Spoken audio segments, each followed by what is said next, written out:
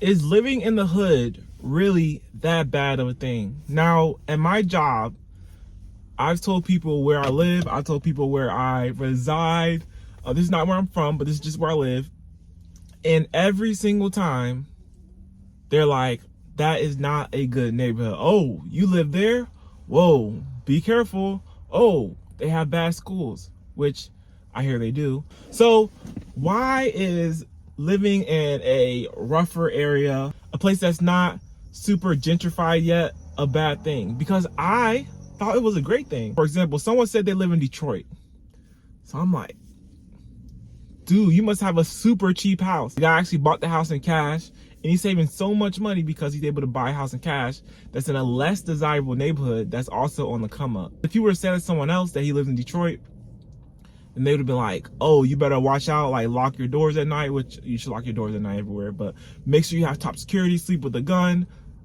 When it's not that bad. It's really not. And a lot of people that say these kind of things have never been to the place that they're talking about. Living in the hood is not that bad. For me personally, I have found so many benefits from living in the hood. I'm not even gonna say the hood. I'm gonna say it's a less desirable neighborhood. I found so many benefits from living in a less desirable neighborhood. One of the biggest benefits is housing. My housing is super cheap. Now, as you know, I talk about this all the time, I live in a house hack. And if I didn't live in this house hack, then my mortgage, with the taxes and insurance, it would be about $700. So imagine if your housing costs $700. Yes, my house is very old. My house is as old as the city. My house is almost 100 years old. My mortgage, with the insurance, the taxes, $700. Imagine if you were paying $700 to live in your house. Some people are paying $1,500. Some people are paying $2,000, $2,500, $3,000 to live in their house just because they want to live in that nice neighborhood, just because they want to live in that brand new neighborhood with the new houses and, the schools that are pretty nice, but they just want to have that nice house so they can brag to their friends about the nice house they have. And then to pair with that nice house, you got to have that nice car.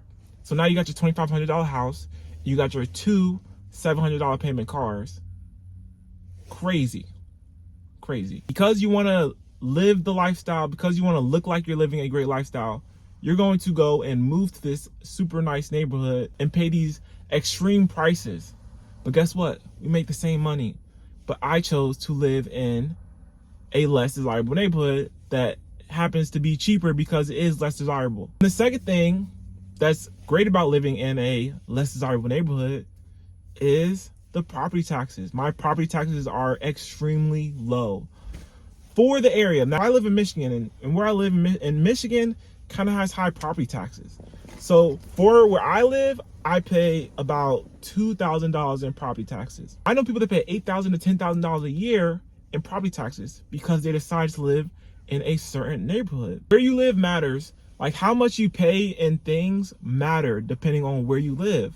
So if you live in a super nice neighborhood, if you have one of those newly built houses, if you have, a whole bunch of amenities in your neighborhood, or you have a whole bunch of amenities in your community, they're going to tax you so that you can pay for those amenities. So when you're looking at houses, just be sure to know how much you're going to actually spend on those houses. When you move to that nice neighborhood, you're going to pay more money than you will if you go and live in that cheap neighborhood. And everything, in taxes and insurance, the total cost of the house, you're just going to pay more money. Especially with times like they are now, one of the best things you can do to actually save more money is by lowering your housing expenses.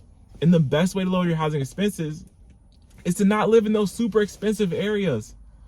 So go live in that less desirable neighborhood. Be the first one to get there so you can be ahead of gentrification when or if it comes to your neighborhood. So I'll just let people continue to think that, where I live is the hood, because that means that people will not move there.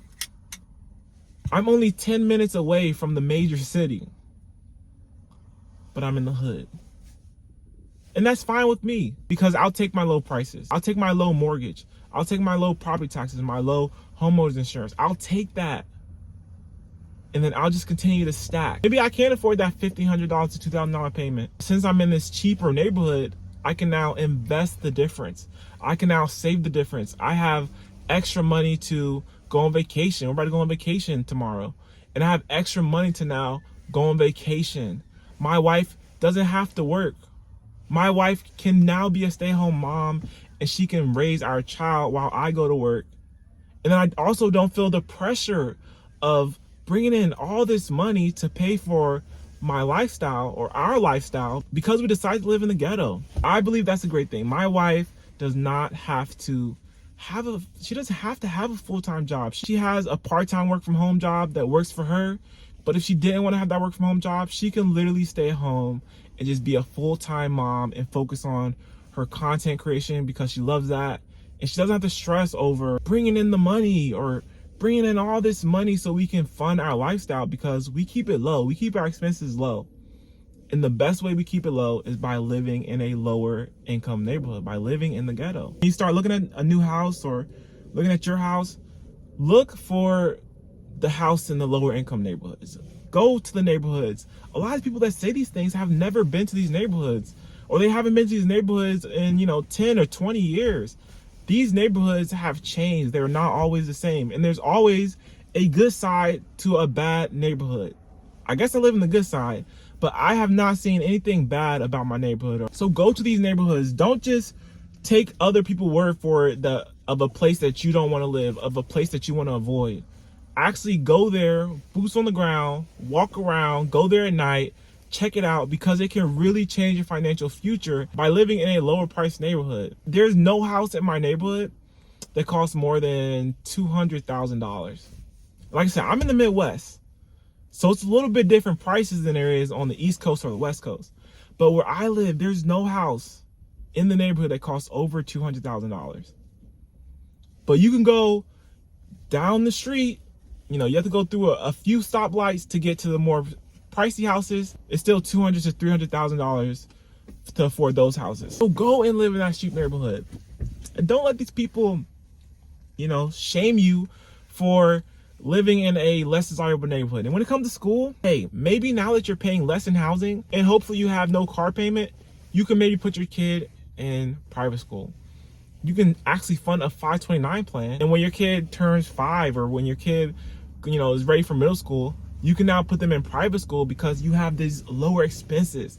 I can't imagine, what if we made $200,000 a year and we live in this cheap neighborhood and our mortgage is literally $700 a month.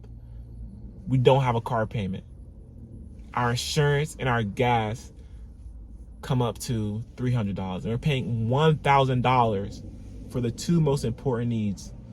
Well, food's important too, but the two big needs, housing and transportation, covered for $1,000. That's what people are missing out on.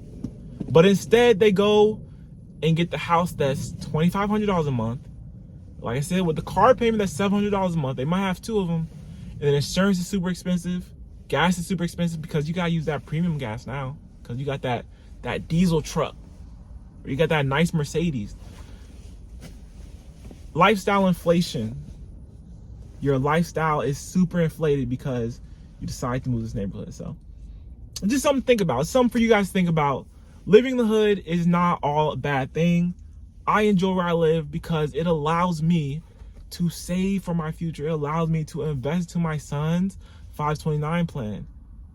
It allows me to invest into my future all at the same time because we decide to live in a cheaper neighborhood. Yeah, we're going to move eventually, but right now there's no rush. Our son can't go to school. And even if he could, I would still try the elementary school out. It's elementary school. How bad could it really be? But we have to go in there and see. We have to walk the hallways. We have to sit in on a class. We have to meet the teachers. We have to do our own work, and we're not going to listen to other people and say those schools are bad. Do not put your kids in those schools, because their kids are not in those schools. They've never been to those schools. And if they have, it's probably been a long, long time. So that's my rant for today. Basically saying, don't be afraid to move to those bad neighborhoods. Don't be afraid to move to the ghetto. Don't be afraid to move to the lower income neighborhoods, because it can really change your financial future just like it's changed ours. So I will see you guys in the next video. Have a good one.